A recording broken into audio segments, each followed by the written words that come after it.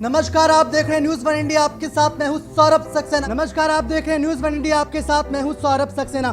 नमस्कार, आप देख रहे हैं न्यूज वन इंडिया, आपके साथ मैं हूं सौरभ सक्सेना। आप देख रहे हैं न्यूज वन इंडिया, आपके साथ मैं हूं सौरभ सक्सेना। विकास नहीं तो वोट नहीं। जी हां, टूंडला विधानसभा उपचुनाव 2020 का बहिष्कार किया जा चुका है। प्रतापपुर के ग्रामीणों ने दो टूक कह दिया है। आशा जी, देखिए आज भी जो सीएम योगी है उन्होंने कहा कि जो इस तरह के केसेस है उन्हें फास्ट ट्रैक कोर्ट में चलाएंगे, उसके बाद जल्द से जल्द सजा दिलवाएंगे। लेकिन हम आपके केस में भी देख चुके हैं, निर्भया के केस में भी हमने देखा कि फास्ट ट्रैक कोर्ट में पूरा केस चला, उसके बाद हाई कोर्ट, उसके बाद सुप्रीम कोर्ट, उसके बाद राष्ट्रपति, उसके बाद फिर से पिटीशन डाल दी गई सुप्रीम कोर्ट में।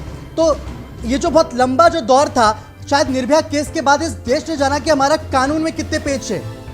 तो क्या कहा जाए, क्या आप भी ये मांग करेंगी कि अगर कोई फास्ट ट्रैक कोर्ट का फैसला है तो उसको या तो सीधे हाई कोर्ट में जाए या फिर सीधे वो सुप्रीम कोर्ट में जाए और कम से कम समय में निपटारा होके जो दरिंदे हैं उनको फांसी हो। नमस्कार, आप देख रहे हैं न्यूज वन इंडिया, आपके साथ मैं हूं सौरभ सक्सेना। यूपी में कृषि बिल के खिलाफ किसानों का जोरदार हल्ला देखने को मिला है। जो तमाम संगठन है, किसान संगठन है, जो राजनीतिक दल है, वो विरोध प्रदर्शन कर रहे हैं। यूपी में किसान बिल के खिलाफ जोरदार हंगामा देखने को मिला।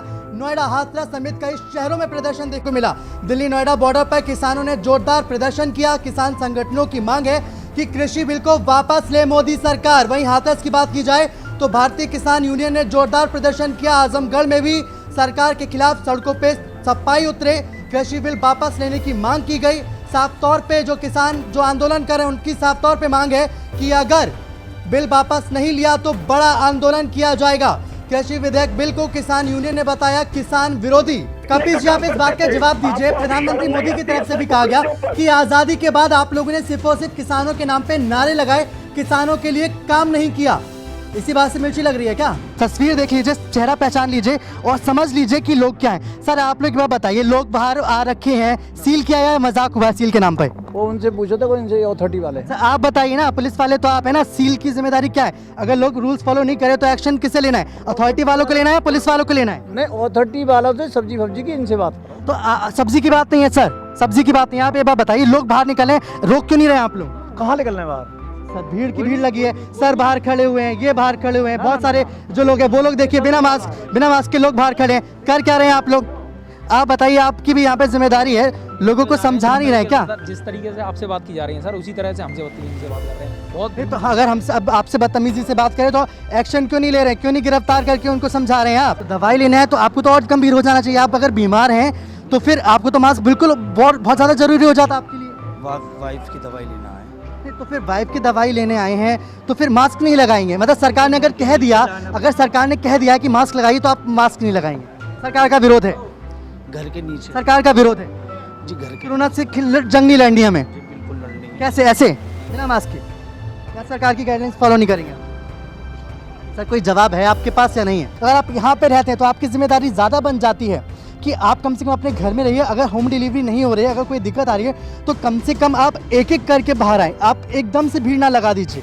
अगर यहाँ बैरिकेड्स नहीं लगे तो आपकी जिम्मेदारी बनती है कि अगर आप एक कोरोना के हॉट स्पॉट में रह रहे हैं तो कम से कम आप अपनी जिम्मेदारी निभाएं, आप घर में रहें। अगर आपको बाहर कोई सब्जी लेने के लिए भी आना है तो कम से कम एक एक करके आइए। मैडम एक बात बताइए, आप इतने विकास कार्य गिना रही हैं लेकिन वहाँ की जनता तो बता रही है ना आपको लाइव?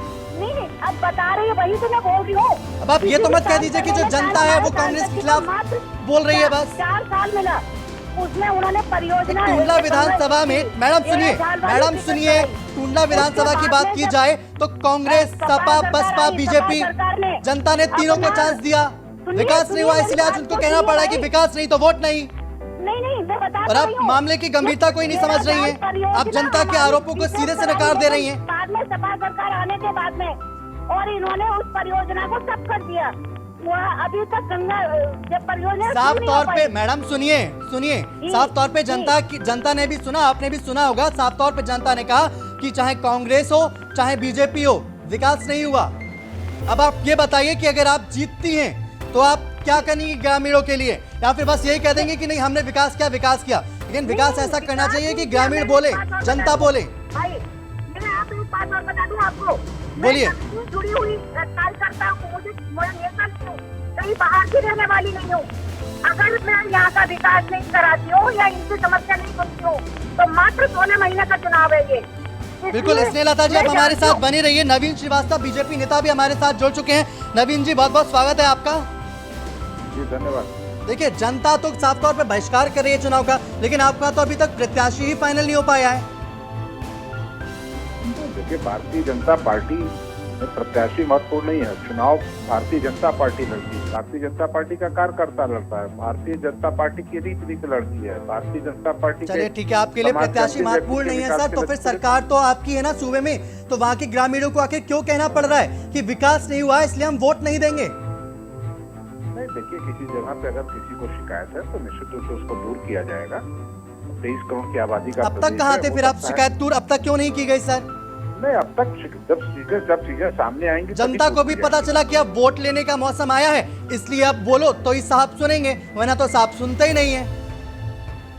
ये कहना अतिरंजित है, ऐसी बात नहीं है। जहाँ कहीं भी समस्या आ रही है उसको हम लोग दूर करने का प्रयास कर रहे हैं। और दुर्भाग्य है कि 25 साल यूपी बेहाल का नारा देने वाले, उत्तर प्रदेश में जाति पंथ मजहब के नाम पर राजनीति करने वाले लोगों ने उत्तर प्रदेश में जो विरासत छोड़ा था उसको सब ठीक करने में थोड़ा विरासत का रोना कब तक रोएंगे सर? नहीं, हम विरासत का रोना नहीं रो रहे हैं। हम टूंडला विधानसभा क्षेत्र की अगर बात करूं तो ग्राफिक्स के जरिए हमने भी वहां का इतिहास दिखाया। वहां की जनता ने हर पार्टी को मौका दिया, लेकिन आज आलम यह है कि वहां की जनता को सड़कों पर उतरना पड़ रहा है और साफ तौर पे पर्चे छपवाने पड़ रहे हैं कि ये विकास नहीं हुआ है, हम नहीं देंगे वोट।